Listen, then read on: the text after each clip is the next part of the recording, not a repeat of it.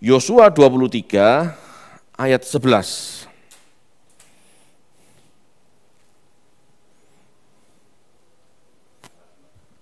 Yosua 23 ayat 11. Maka demi nyawamu bertekunlah mengasihi Tuhan Allahmu. Ya.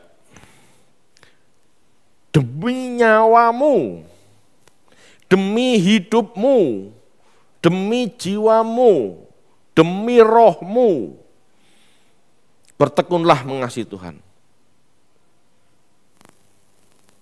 Dikatakan, sumber bahan bakar, ya, sumber bahan bakar orang itu bertekun dalam Tuhan adalah dia antusias terhadap firman Tuhan. Enggak mungkin kalau orang tidak merindukan firman Tuhan, orang itu bisa bertekun. Enggak mungkin.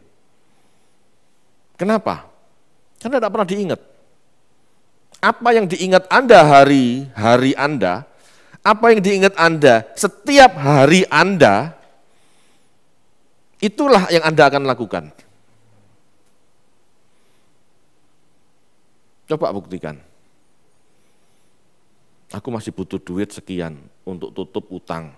Aku masih butuh duit sekian untuk beli ini, beli itu. Maka hari-hari Anda dipenuhi dengan cari duit. Kalau saya, hari-hari saya masih belum mengerti ini, saya masih belum mengerti itu. Maka hari-hari saya gunakan untuk cari ilmu, baca buku. Iya kan? Semua kan hidup bergerak tergantung kebutuhan. Kalau Anda tidak merasa butuh sama firman Tuhan, Anda tidak akan pernah bertekun. Anda butuh uang untuk menghidupi keluarga Anda bertekun cari uang, kan gitu. Jangan selalu diasosiasikan negatif ya. Cuman ini kan kenyataan.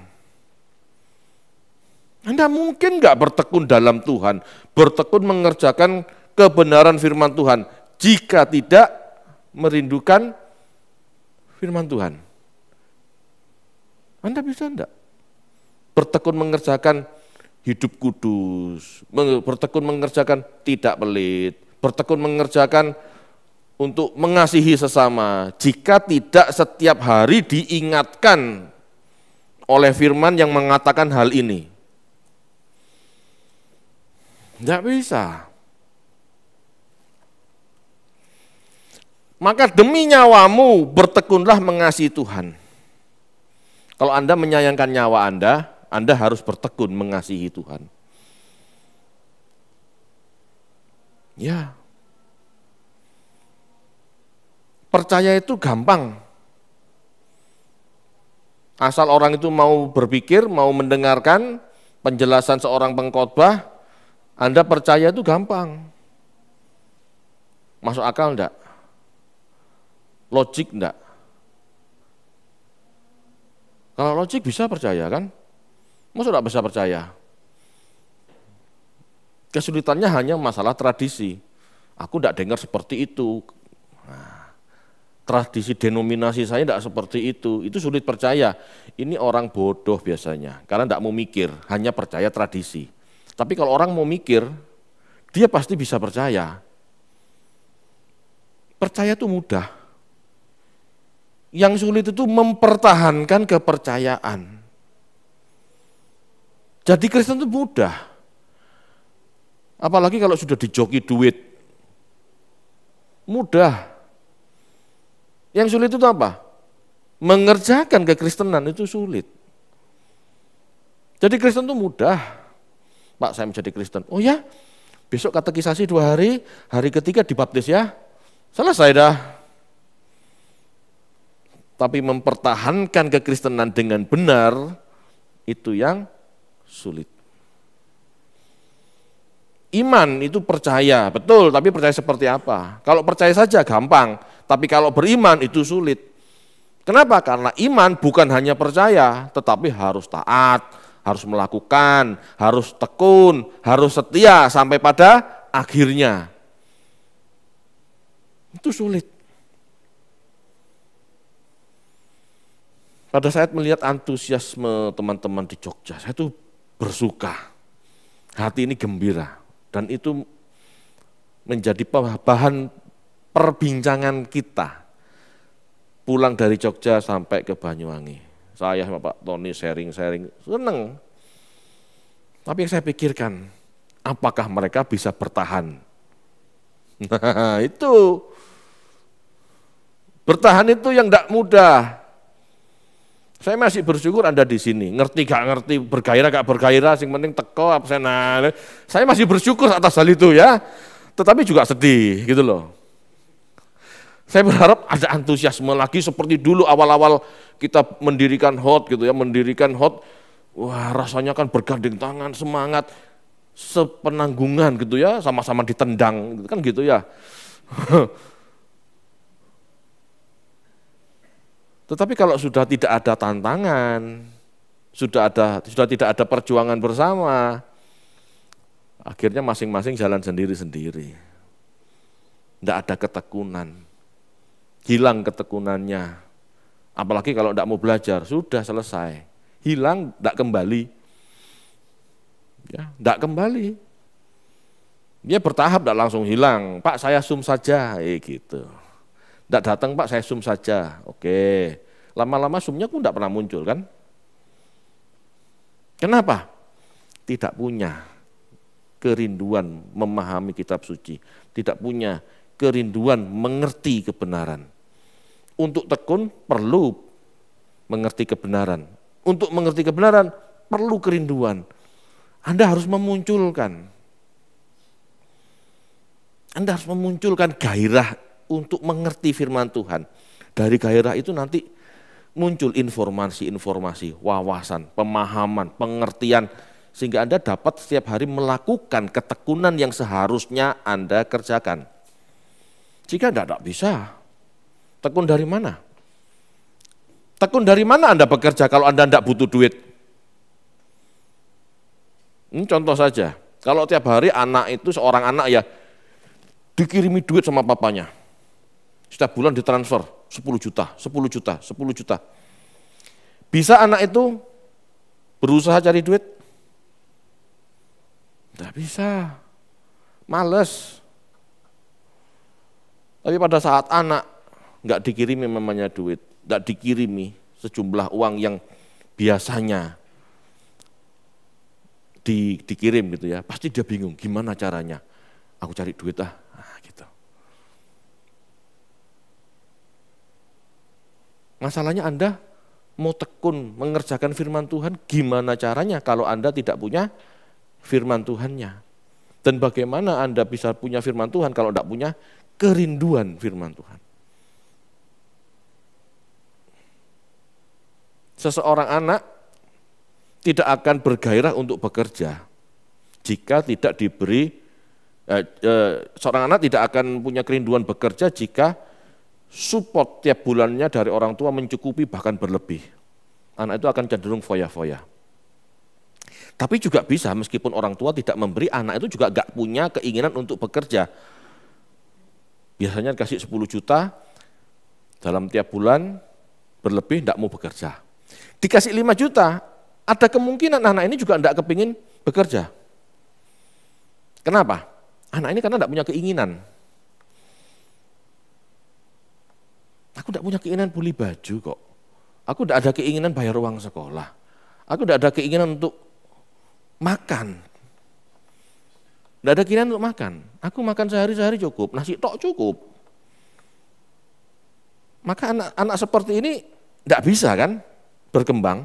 Kenapa? Terlalu pasif. Ada 5 juta ya dicukup-cukupkan 5 juta. Loh itu ada positifnya. Negatifnya apa? Ya sudah, cuman begitu saja. Nah Anda ini harus berpikir yang mana Anda? Merasa cukup dengan apa yang ada dalam hal materi itu bagus. Ya. Tetapi kalau itu kemalasan Anda untuk bekerja, kan bisa kan itu terjadi? Ya Anda tidak akan pernah maju, kan gitu. Begitu kan dengan kita. Mungkin enggak kodrat ilahi kita terbentuk kalau kita tidak merasa butuh menjadi seperti Kristus. Mungkin enggak kita rindu mendengar firman Tuhan? Kalau tidak merasa butuh menjadi seperti Kristus. Ya gini aja cukup. Enggak mau. Masalahnya orang enggak meresapi.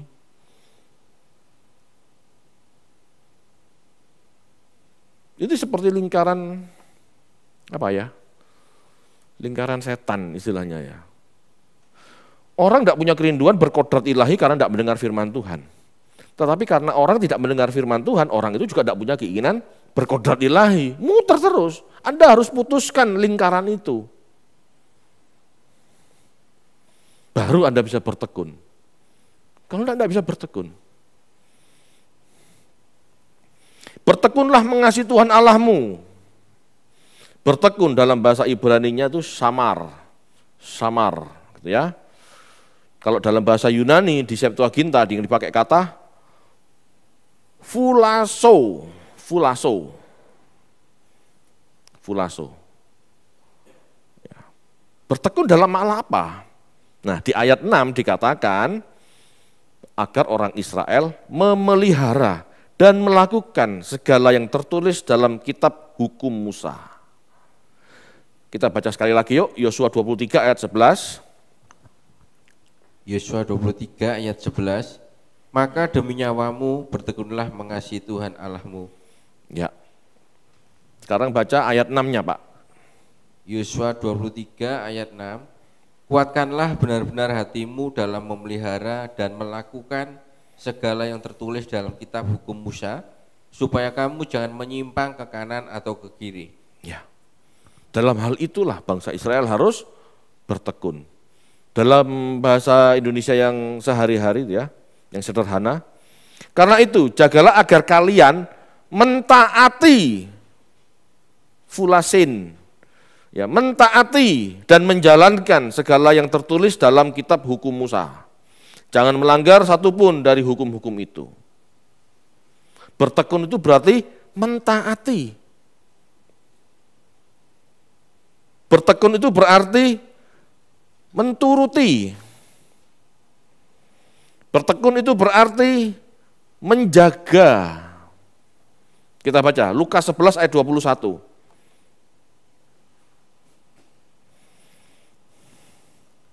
Lukas 11 ayat 21, apabila seorang yang kuat dan yang lengkap bersenjata menjaga rumahnya sendiri, maka amanlah segala miliknya. Ya, menjaga di situ pakai kata fulaso. Menjaga. Jadi mentaati itu sama dengan berjaga-jaga.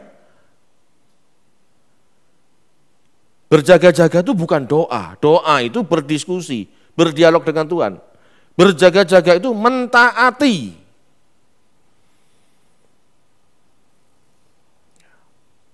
Kamu tidak berjaga-jaga. Maksudnya apa? Kamu tidak waspada. Kamu tidak mentaati, kamu tidak nurut.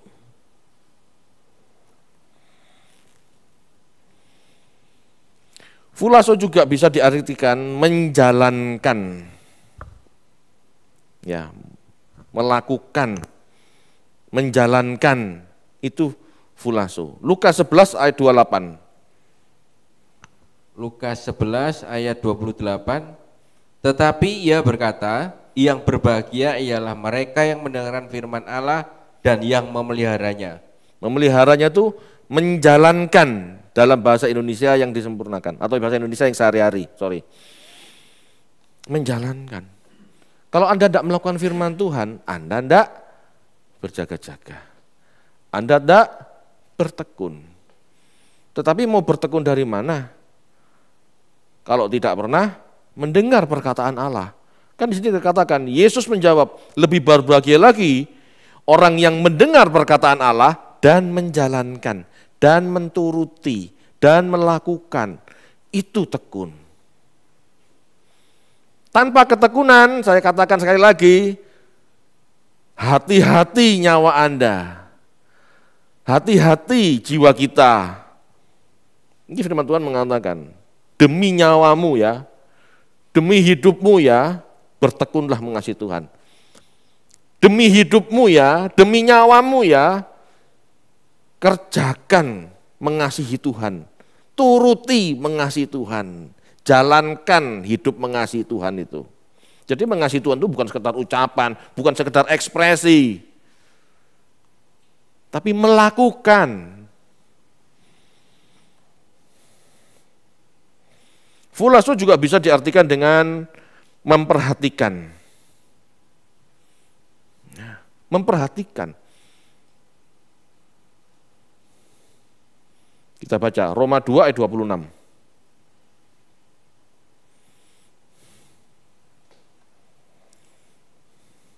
Roma 2 ayat 26. Jadi jika orang yang tak bersunat memperhatikan tuntunan-tuntutan hukum Taurat, tidakkah ia dianggap sama dengan orang yang telah disunat?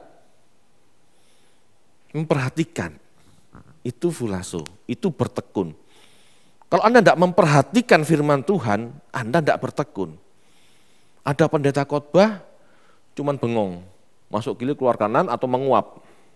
Itu tidak memperhatikan loh.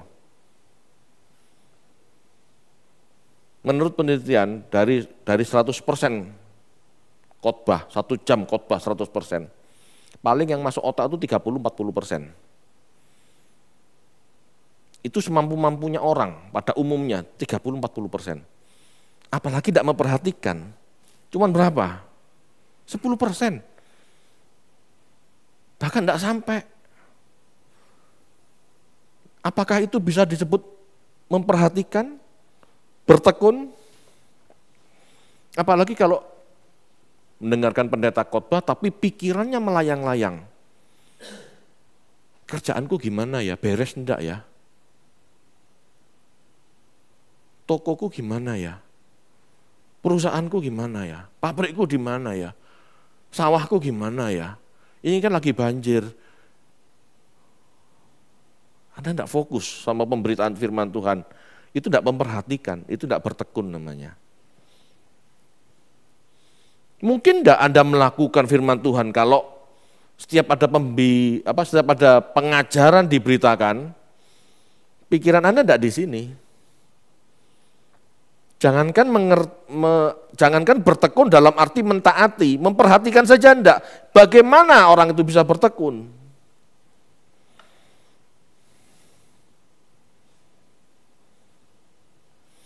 Bertekun bisa juga diartikan, ya fulaso itu bisa juga diartikan peliharalah. Ya 1 Timotius 6 ayat 20.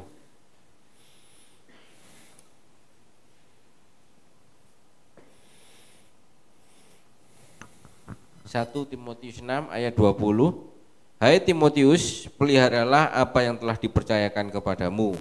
Hindarilah omongan yang kosong dan yang tidak suci dan pertentangan yang berasal dari apa yang disebut pengetahuan. Oke. Peliharalah, itu bertekun. Kalau yang namanya memelihara pohon, memelihara hewan, apakah hari itu saja kita beri makan? Tidak ya Pak. Pak Tony sering memelihara tanaman, pohon-pohonan, buah-buahan. Apa mupuknya sekali saja Pak? Apakah menyiraminya sekali saja Pak? Apakah pruningnya sekali saja seumur hidup pohon itu? Tidak. Setiap saat dipotong, ya dikasih insektisida kalau banyak hamanya, dipruning kalau kebanyakan daun supaya benih buah, pentil buah bunga buah itu bisa berkembang. Kalau kebanyakan daun kan tidak berkembang ini buah, gitu loh. Kan harus dikerjakan terus. Ini loh namanya bertekun dan tiap hari, tiap saat harus dilakukan. Tiap hari. Anda tidak akan pernah berbuah jika tidak mengerti firman Tuhan. Anda tidak akan mengerti firman Tuhan jika tiap hari tidak belajar, direnungkan. Tidak mungkin. Sudahkah Anda bertekun? Kalau seperti ini namanya. Yang dipikir tiap hari sekarang aku mau prospek siapa ya? sekarang aku mau ngerjakan apa ya? Tapi tidak pernah, sekarang aku mau belajar apa ya? Sekarang aku mau merenungkan apa ya? Berarti Anda tidak bertekun. Anda bertekun dalam pekerjaan Anda, tapi Anda tidak bertekun dalam menggarap nyawa Anda. Dan ayat ini untuk Anda.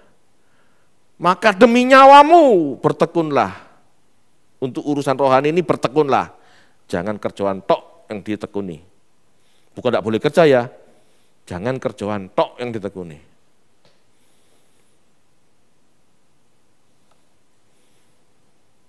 Bapak Ibu, bertekun ini tidak mudah. Berdoa itu dialog. Tapi Tuhan Yesus katakan, tidak sanggupkah kau berjaga-jaga 1 jam? Tidak sanggupkah engkau bertekun 1 jam? Bertekun apa? Ya periksa diri, baca firman, merenungkan firman, itu berjaga-jaga. Kalau doa Bapa kami 1-2 menit selesai, yang lama itu berjaga-jaganya.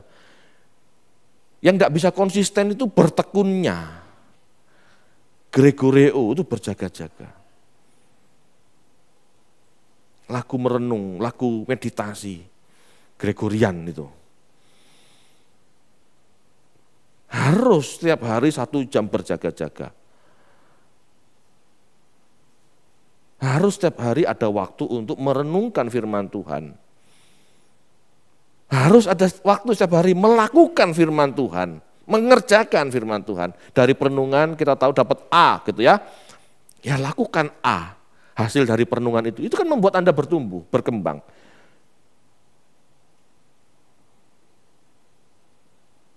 Hari ini aku harus lebih mampu mengasihi dari kemarin. Misalnya dalam introspeksi kita, dalam perenungan kita merasa kurang penuh belas kasihan. Maka hari itu mulailah berbelas kasihan. Cari orang miskin di sekitar Anda, cari seseorang yang perlu Anda bantu. Ada aktif, bukan pasif, aktif. Hari ini aku harus menjaga pikiran. Kemarin aku gagal, aku sudah tidak lihat film porno. Tetapi kadang-kadang kalau aku lihat Facebook muncul gambar-gambar yang tidak senonoh, aku tidak skip, tapi aku nikmati. Asik. Ini kan sudah tidak berjaga-jaga namanya. Hari ini aku tidak boleh gagal. Dalam lihat Facebook, dalam lihat apa. Ya, meskipun kita tidak berencana mencari itu, tiba-tiba muncul, skip. Batasi, Facebook cukup 1 jam sehari. Pagi 15 menit, siang 15 menit, sore 15 menit, malam 15 menit misalnya. Kalau tidak gitu Anda ketagihan Facebook terus 2 jam, 3 jam, 4 jam dalam sehari. Anda tidak berjaga-jaga.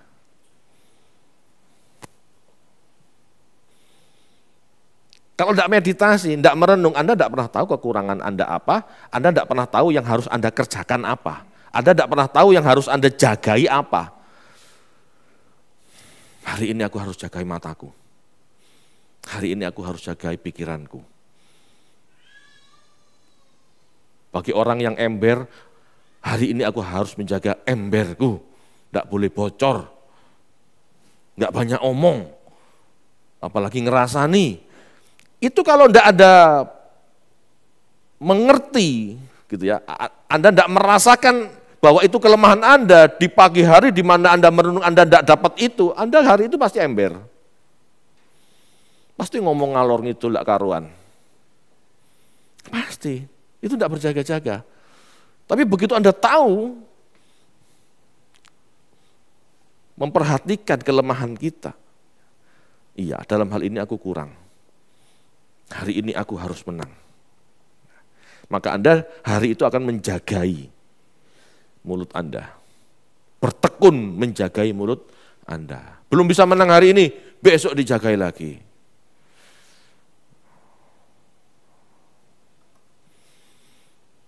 Seiring orang percaya Yesus, ya, biasanya hanya awalnya antusias dengan firman Tuhan.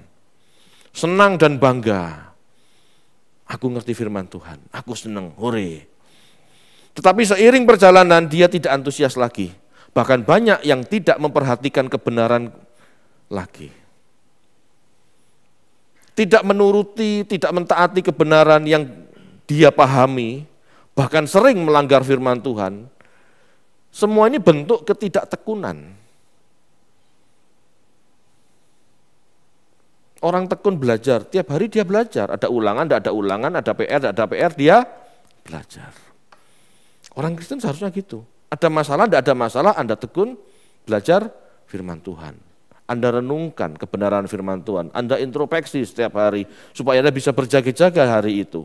Itu bertekun. Banyak orang tidak melakukan ini kan.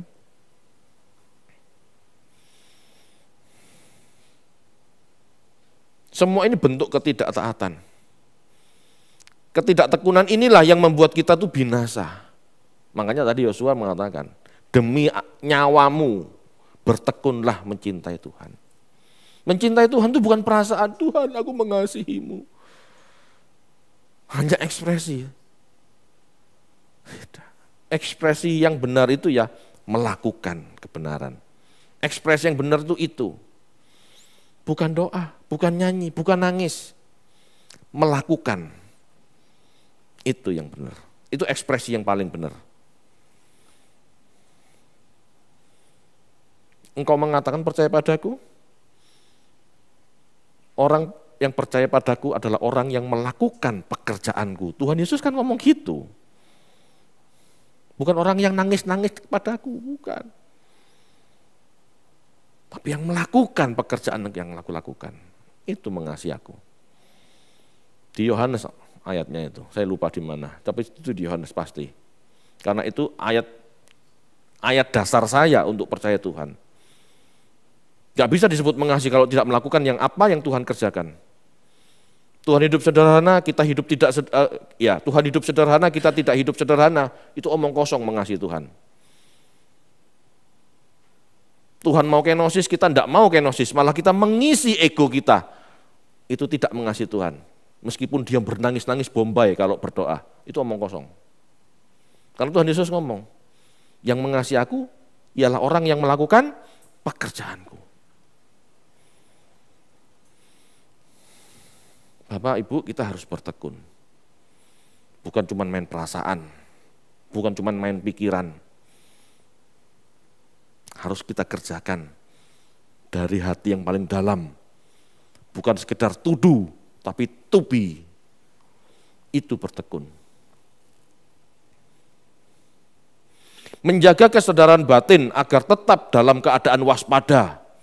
Itu bertekun. Belajar firman Tuhan dengan rutin, sehingga pola pikir lebih mudah teraplikasi. Lakukan firman Tuhan itu gimana ya? Ya mana Anda bisa tahu kalau tidak belajar. Tetapi dengan belajar firman Tuhan, kita tahu mengaplikasikan bagaimana mengerjakan keselamatan. Tapi kalau tidak bisa. Yang penting berbuat baik, Pak. Yang penting berbuat baik, Pak. Oh, enggak. Orang dunia bisa juga melakukan perbuatan baik tanpa mengerti firman Tuhan. Bukan itu. Ya. Mentaati atau menuruti kebenaran yang kita pahami, melakukan secara konsisten, sehingga muncul ritme yang baik. Ritme, ya, tahu ritme ya, terus gitu. Akan menjaga stamina rohani dalam perjuangan.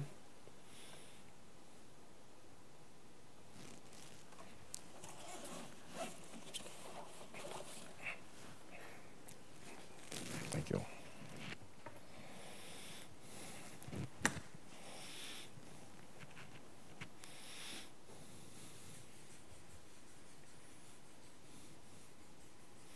Ini ritme. Kalau begini, ini bukan ritme. Dan kebanyakan orang Kristen kayak gini. Begitu mengerti hal baru, wah euforia, senang, rajin dengar firman, hal baru. Tetapi kalau sudah lama, kayak garisnya orang mati. Tapi enggak kayak gitu kalau ritme. Ritme itu konstan. Ngerti firman Tuhan, gak ngerti firman Tuhan, dia tetap mencari Tuhan dengan detak segini nih, konstan, terus. Orang yang bisa mengatur ritme rohaninya, itu pasti bertumbuh, Orang yang mengerjakan setiap saat kerohaniannya dengan konstan, konsisten, pasti bertumbuh.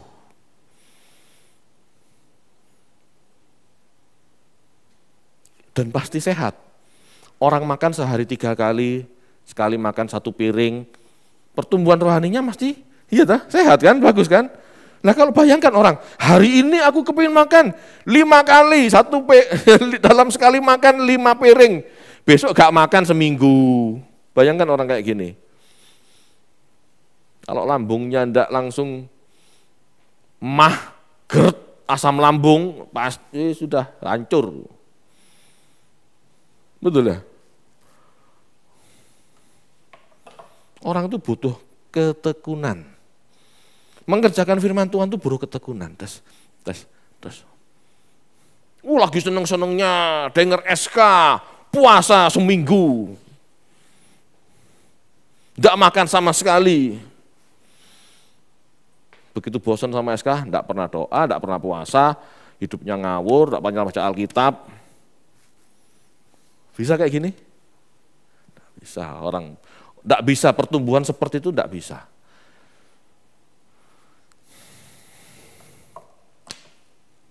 Kita baca yuk. 1 Korintus 9 ayat 24 sampai 27. 1 Korintus 9 ayat 24 sampai 27. Tidak tahukah kamu bahwa dalam gelanggang pertandingan semua peserta turut berlari, tetapi bahwa hanya 1 orang saja yang mendapat hadiah? Karena itu larilah begitu rupa sehingga kamu memperolehnya.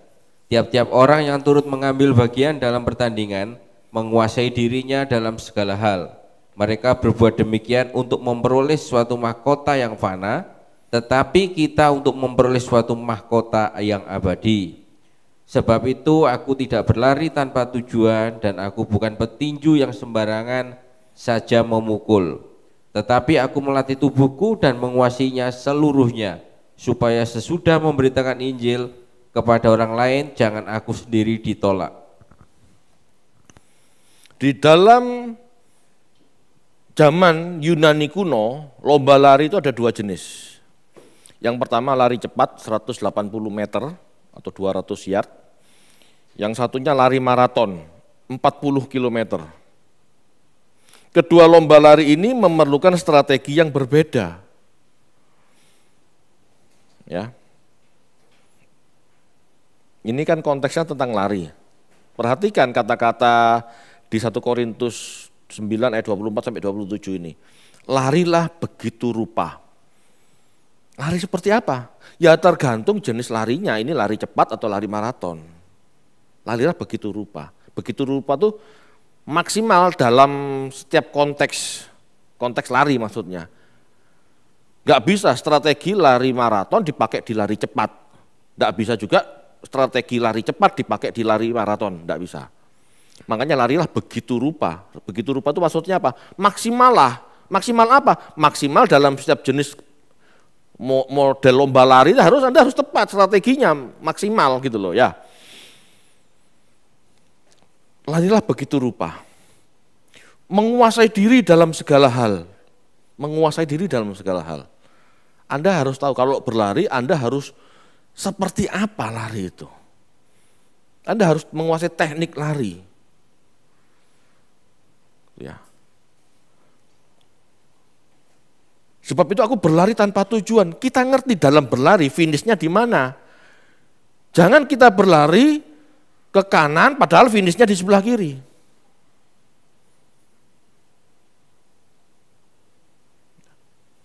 Lari itu ada tujuan. Aku bukan petinju yang sembarangan memukul. Petinju kalau sembarangan memukul itu cepat capek. Ya. Pukulan yang tidak kena sasaran itu menguras tenaga. 10 kali pukulan kena sasaran dengan 10 kali pukulan tidak kena sasaran itu lebih capek 10 kali pukulan tidak kena sasaran. Makanya dikatakan, aku bukan petinju yang sembarangan memukul. Aku melatih tubuhku dan menguasainya seluruhnya. Kita belajar lari sekarang ya, supaya kita tahu ilustrasi ini. Kalau lari cepat, itu berarti kita harus lari secepat mungkin sampai finish. Itu berarti perlu kekuatan otot yang maksimal. Makanya kalau Anda lihat pelari cepat, pahanya mirip pahanya Pak Menlu. Besar-besar kakinya. Kentolnya, tahu kentol? You know kentol? Betis, itu besar-besar. Itu pelari cepat, lihat aja.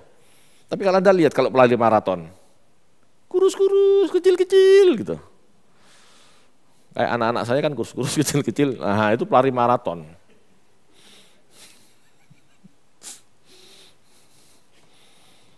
Kenapa perlu kekuatan otot maksimal? Karena dia harus secepat-cepatnya masuk finish dengan jarak cuman 180 meter. Sprint. Pelari tercepat 100 meter Olimpiade atau kejuaraan dunia tahun ini ya itu mungkin 8 detik, sekian. Saya lupa, masih Bolt atau bukan tuh. Namanya Bolt kalau nggak salah, BOLTS. Usain Bolt kalau nggak salah. Kalau nggak salah loh ya, kalau nggak sudah terlampaui sama pelari lain. Anda lihat kakinya. Tapi kalau lari maraton enggak, gitu ya. Lari maraton berarti kita harus menjaga ritme lari yang konstan untuk menjaga stamina, menjaga ketahanan, endurance sampai garis akhir. Enggak bisa lari cepet-cepetan. Lari cepet-cepetan 180 meter selesai oke. Tapi kalau maraton itu 40 kilo. Dari sini ke Jajak kira-kira. Betul ya? Atau lebih? Bayangkan lari cepat-cepatnya seperti 180 meter, 40 kilo. Itu enggak mungkin. Lari secepat-cepatnya ya, kayak Usain Bolt lari cepat gitu. Ke Jajak. Jangankan sampai Jajak, itu sampai Roko Jampi aja bisa tewas tuh orang. Betul? Jantungnya enggak mungkin mampu. Jadi kalau lari maraton tidak boleh terlalu cepat, juga tidak boleh terlambat. Dia harus mengatur ritmenya. Terus. Ada lawan yang bisa salib. Dia sprint sedikit. Dia tambah kecepatan sedikit. Habis itu kalau sudah salib, dia pertahankan lagi. Terus. Ada ketemu lawan lagi di depan, dia salib lagi. Setelah salib, dia pertahankan posisi. Dia ritmenya tetap. Seperti itu. Enggak kebut-kebutan, selesai. Enggak.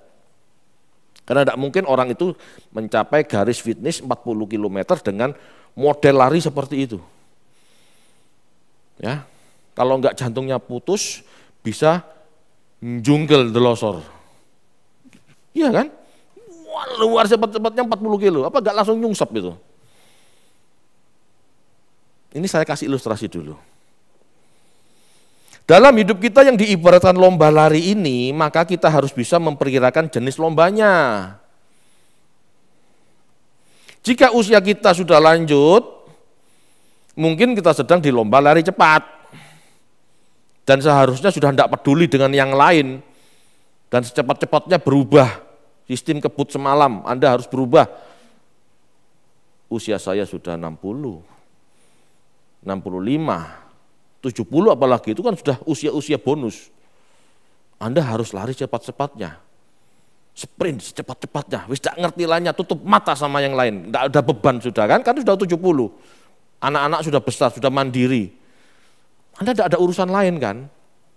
Urusan apa kalau enggak benar-benar berubah? Tapi ini juga tidak mudah karena sudah ngerak, sudah membatu karakternya. Sulit. Tetapi Anda harus lakukan itu kalau mau benar-benar berubah. Bisa, tapi yang ngoyo. Ya. Namun di usia muda kita, ya, sedang dalam perlombaan maraton. Meskipun bisa saja orang yang lomba lari cepat, ya meskipun bisa saja orang di usia muda ini lari cepat. Karena kita tidak pernah tahu mati kita kapan, kan gitu. Tetapi umumnya kalau usia muda itu kan masih ada waktu. Jika kita mengacu pada 40 tahun pengembaraan Israel di padang gurun, yang bisa dianggap 40 tahun itu perjalanan hidup kita, maka lomba tersebut adalah lomba lari maraton. Makanya sulit anak-anak muda langsung sprint, gak ngurusi yang lain, jadi pertapa, hidup kudus, gak mikiri sama sekali yang lain, gak mungkin kan. Dia masih mikiri istrinya, dia masih mikiri anaknya, dia harus menjaga keutuhan rumah tangga sampai mereka mentas semua. Saya pun kan berpikir seperti itu. Kadang-kadang saya berdoa kok, Tuhan ampuni aku belum bisa maksimal. Kadang-kadang hati ini masih kepingin bekerja untuk menutupi segala kebutuhannya anak. Karena sebagai hamba Tuhan kan juga enggak bisa gini ya, kalau saya ya, kan enggak bisa cari duit dengan mudah. Cari duit dengan mudah kan enggak bisa. Saya bergantung persembahan kasih. Kalau saya bekerja, saya enggak belajar. Kalau saya belajar, saya enggak bekerja. Yang mana? Kan sulit. Saya berdoa kadang-kadang, Tuhan ampuni aku belum bisa maksimal. Tapi kalau anak-anak saya sudah bekerja, mentas semua, merit semua, saya hanya hidup berdua sama Tina, saya bisa lebih maksimal. Tapi waktu hidup saya tinggal pendek. Iya kan? Nah, hal-hal seperti ini kan harus diperhitungkan.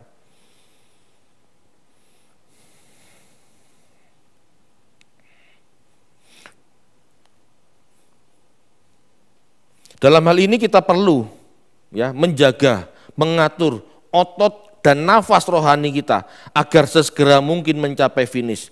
Tetapi juga jangan sampai habis waktu di tengah jalan. Makanya saya katakan, ini bagi Anda yang masih usia sekitar 30 atau 40 tahun hidup kita sampai usia 70 atau 80. Ini lari maraton. Ini padang gurun kita. Anda harus berubah dalam 40 tahun. Ini waktu yang Tuhan sediakan. Kenapa di Alkitab kata-katanya selalu 40, 40, 40. Ini angka psikologis manusia. Jadi kalau Anda dengar kebenaran sekitar 30-an usianya sekarang, ayo segera buat ritme yang pas hingga sampai pada akhirnya Anda finish. Tapi kalau Anda mendengar kebenaran ini usia 60, ayo segera persiapkan otot rohani Anda, sprint secepat-cepatnya. Ngerti ya maksud pikiran saya? Kalau udah 60 kan anak-anak sudah besar semua, udah mandiri semua, Anda mikiri apa sih? Kenapa enggak maksimal ikut Tuhan? Istilahnya gitu ya, sudah enggak mikiri apa-apa lagi, segeralah jadi malaikat gitu loh istilahnya. Tapi kalau usia 30, masih ngedein anak, masih nyenengin istri, masih dalam hal-hal dipusingkan dalam hal-hal lain, sulit. Tetapi tidak boleh berhenti.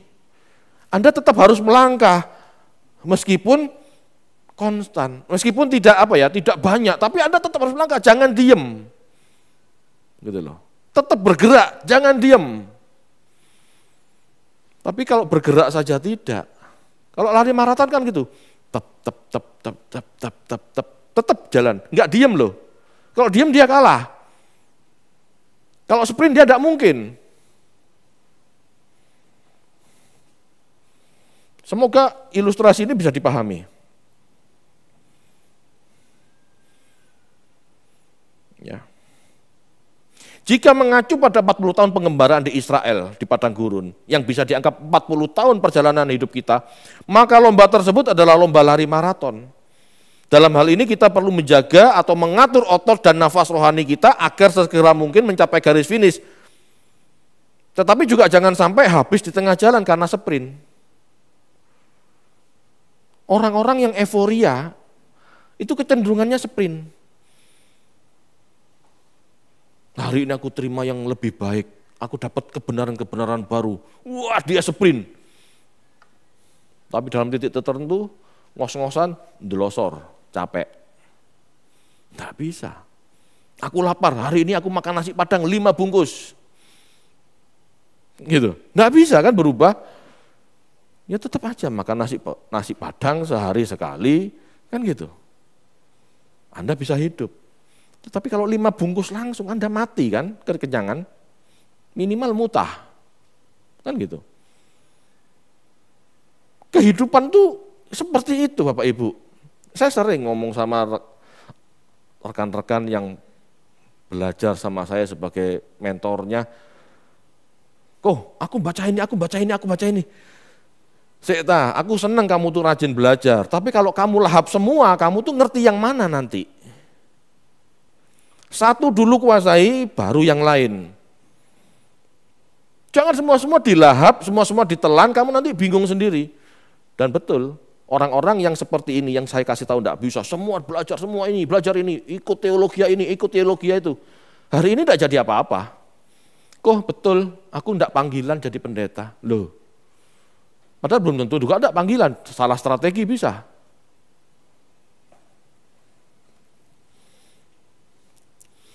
Yang pasti kita tidak bisa lari lambat atau malas-malasan atau diam. Kita tetap harus berlari. Ya, kita harus terus berlari, menjaga ritme. Sesekali cepat untuk memposisikan diri, salib lawan ya, itu memposisikan diri, naik level rohani. Jangan sampai disalib lagi, terus lari. Menjaga posisi tersebut, ya, menjaga posisi tersebut dengan mengatur ritme terus. Tapi tidak boleh diam. Diam Anda gagal dalam pertandingan. Terlalu cepat, bernafsu, langsung cepat selesai. Biasanya Anda jatuh tersandung. Atau capek, gak cukup nafasnya. Jadi kita harus pinter-pinter mengatur kita dalam bertekun. Tidak belajar firman Tuhan berarti tidak lari. Tidak melakukan firman Tuhan berarti tidak sprint, tidak lari, lebih cepat. Belajar firman Tuhan itu lari, cek, bertahap, konstan. Itu berlari, itu mendengar firman. Tetapi saat Anda melakukan firman, itu Anda sedang sprint sebentar, sprint sedikit.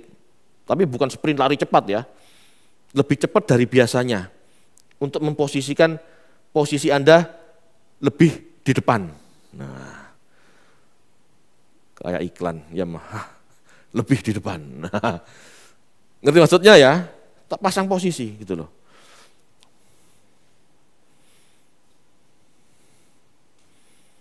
Disinilah perjuangan kita. Kita harus berlari, tidak bisa diam. Kita harus menjaga stamina atau endurance agar tetap bertahan, tidak gugur. Tetapi juga harus sprint sedikit-sedikit. Setiap ada kesempatan sprint. Ambil posisi level rohani yang lebih baik. Tapi jangan sampai kehabisan nafas. Terus sprint. Tujuan finish kita harus jelas, kodrat ilahi. Lain itu bukan garis finish, kodrat ilahi lah garis finish kita.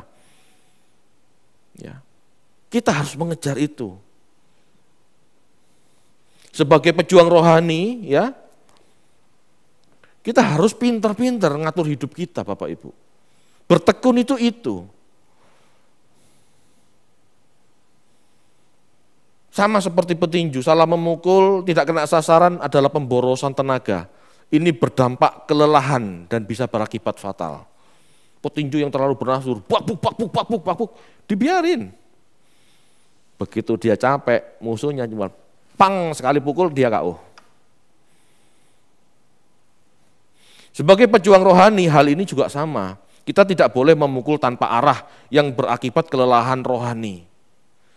Kita harus tahu kapan, di mana kita harus pukul musuh dengan maksimal dalam sebuah pertarungan. Tidak semua dilakoni. Orang Kristen kalau semua dilakukan, enggak benar. Dia harus tahu fokus. Dan banyak orang Kristen sekarang tidak fokus. Kenapa? Dia pikir kegiatan kegerejawi itu sudah rohani. Padahal itu bukan. Saya ngomong gini bukan berarti tidak boleh berkegiatan gereja ya. Tetapi Anda harus tahu. Ini penting apa enggak penting. Kita harus bisa menghabiskan tenaga. Ya, kita tidak bisa menghabiskan tenaga di segala bidang, termasuk pelayanan. Kita harus tahu bidang kegiatan apa yang berdampak kekal dan yang tidak berdampak kekal. Kita harus tahu. Kita lari maraton, mengatur ritme, itu yang bagus di sebuah kegiatan yang berdampak kekal. Kalau itu tidak berdampak kekal, itu menghabiskan waktu kita.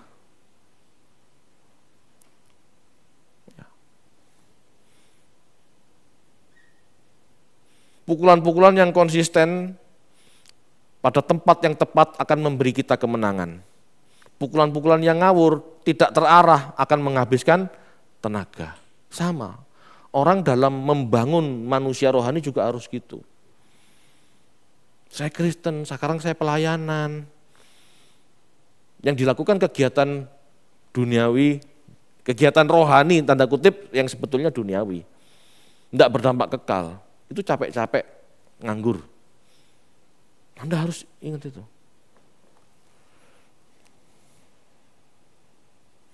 Tetap berlari, sambil ambil posisi membuat kita sampai garis akhir. Tetap memukul di tempat yang tepat akan membuat kita menang sampai ronde terakhir. Inilah bertekun, tetap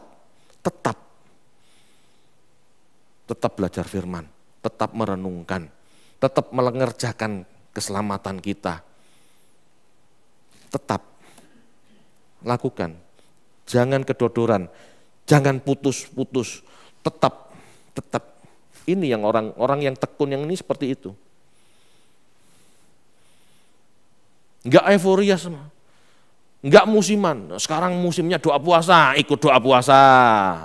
Setelah itu hilang enggak tahu kemana. Musimnya KKR kemana-mana, habis itu hilang enggak jelas kemana. Ngerti ya maksud saya ya? Jangan jadi Kristen musiman. Tertawa dalam roh, ikut tertawa. Menangis dalam roh, ikut menangis. Lalu enggak ngapa-ngapain ya, cuman seperti itu, cuman ngikutin seperti itu. Ini enggak akan pernah sampai tujuan.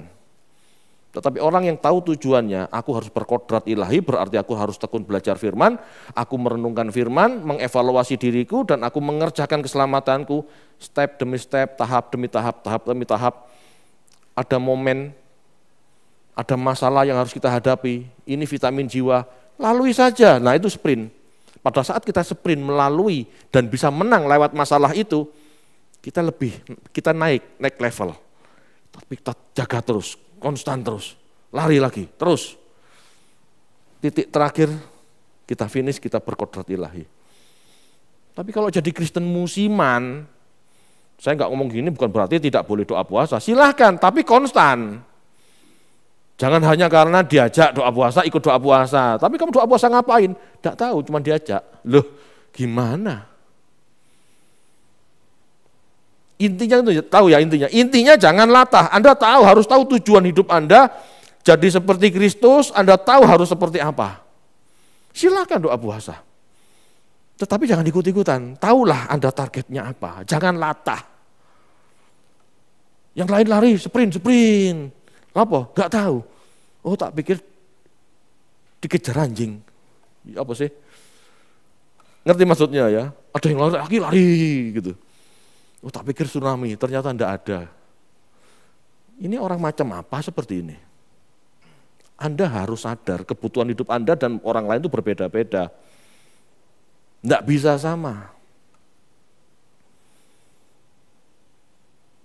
Ya. Seorang pelari di zaman itu berlari dengan telanjang. Bahkan saat ini Anda lihat seorang pelari maraton. Anda tahu? Kostumnya pelari maraton, pakai celana jeans, pakai jaket wol, lari gitu? Tidak mungkin. Orang pelari maraton pakai celana kecil, tipis, pakai kaos, kutungan, tipis, lari. Kenapa? Mengurangi beban, supaya dia semakin ringan dan semakin mampu mempertahankan ritme sampai tujuan 40 km dengan sukses. Anda kalau jadi orang Kristen, meskipun Anda bisa lari ritme seperti ini, konstan gitu ya, tetapi Anda tidak melepaskan kostum Anda yang berat-berat itu, Anda tidak akan pernah sampai tujuan. Anda capek dulu.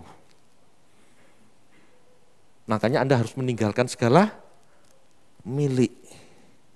Tinggalkan beban. Segala milik Anda harus lepaskan. Meskipun saya umur 48 dan saya melakukan ritme ini, saya masih punya anak-anak, ini kan beban. Saya pelan-pelan lepaskan.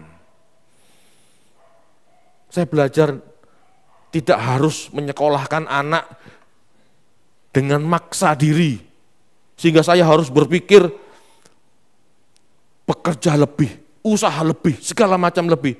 Sehingga mengganggu fokus saya sampai ke kodrat ilahi. Saya lepas, saya relakan. Tuhan, Engkau memberkati aku segini, ya sudah. Aku bisa menyekolahkan anakku di tempat ini. Mungkin kurang bagus, mungkin kurang hebat. Tapi inilah cara Tuhan menjaga hidup saya supaya sampai tujuan. Bebanmu kebanyakan kalau kamu nyekolahkan anak ke tempat yang terlalu mahal, terlalu bagus, terlalu apa, kamu habis di tengah jalan dan kamu menghabiskan waktu hidupmu dengan sia-sia. Padahal belum tentu anak sekolah di situ di tempat bagus itu kehendak Tuhan. Anak sekolah bagus, ya, maksakan diri di situ malah jadinya tidak karu-karuan. Belum lulus, sudah ugal-ugalan. Belum lulus, sudah tidak fokus lulus. Dolan, pacaran. Belum tentu kan itu kehendak Tuhan. Makanya harus hati-hati dengar-dengaran. Paham ya? Ini saya ngomong tentang konstan. Tentang ritme yang harus kita bentuk mulai sekarang supaya kita sampai tujuan. Jangan habis-habiskan usia kita, waktu kita untuk hal-hal yang sebetulnya bukan kehendak Tuhan. Itu maksud saya. Amin Bapak Ibu. Ayo waspada yuk. Ketidaktekunan kita, kesuam-suaman kita dalam mencari Tuhan tidak pernah membuat kita jadi seperti Kristus. Tidak pernah. Orang yang mau jadi seperti Kristus itu harus konstan. Dengan konstan terbentuk tradisi, ya, terbentuk kebiasaan. Dan kebiasaan itu akan membekas dan sulit diubah. Sekali menjadi seperti Kristus tidak mungkin jadi Yudas. Itu maksudnya. Tetapi kalau belum terbentuk seperti Kristus, enggak konstan larinya, enggak terbentuk seperti Kristus, suatu saat kita jadi seperti Yudas. Dan jangan heran banyak orang-orang yang mengerti SK, mengerti kebenaran jadi seperti Yudas sekarang. Kenapa? Enggak konstan. Tidak konstan. Amin Bapak Ibu. Ayo kita belajar yuk pada perencanaan Tuhan. Jangan merencanakan hidup kita sendiri. Belajar kita mempercayai Tuhan yang merancang hidup kita itu. Amin. Saya ngomong begini kenapa? Ayo, yang dulu menyala-nyala bergairah mencari Tuhan, jangan kendor. Yang sekarang lagi menggebu-gebu mencari Tuhan, ayo hati-hati, pertahankan apimu untuk tetap menyala sampai di garis akhir. Karena ketekunan ini yang paling sulit, percaya itu gampang, ya saya percaya, selesai hari itu kan. Tapi tekun, sampai mati harus kita lakukan. Itu yang membentuk kita menjadi seperti Kristus, tanpa ketekunan tidak bisa. Kita banyak disimpangkan dengan urusan ini, pencapaian itu, target ini, target itu mengganggu ritme. Mengganggu ritme. Itu sandungan bagi ritme, hati-hati. Oke? Seperti apa Pak? Ya masing-masing orang garaplah diri Anda sendiri. Karena masing-masing orang itu strateginya beda-beda, karena urusannya beda-beda. Paket perjuangannya beda-beda. Ini kan cuma gambaran umum yang harus bisa Anda kondisikan dalam hidup Anda, gitu loh. Amin. Baik. Saya kira cukup.